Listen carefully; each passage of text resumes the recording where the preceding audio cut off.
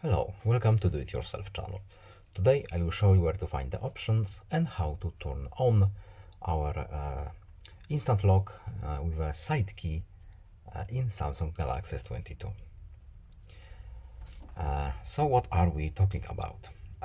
This is this little function here. When we push this button, our phone will be locked instantly.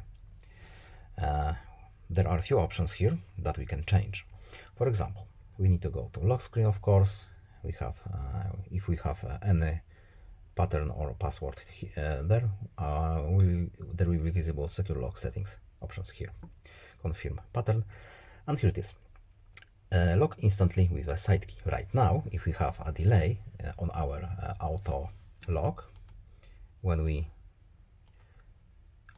use our power key or lock key, the screen of course does not, the phone is not locked. So with this option, our lock is now on. So I hope this video is helpful to you. Please leave a like and subscribe. Have a nice day and see you in the next video. Goodbye.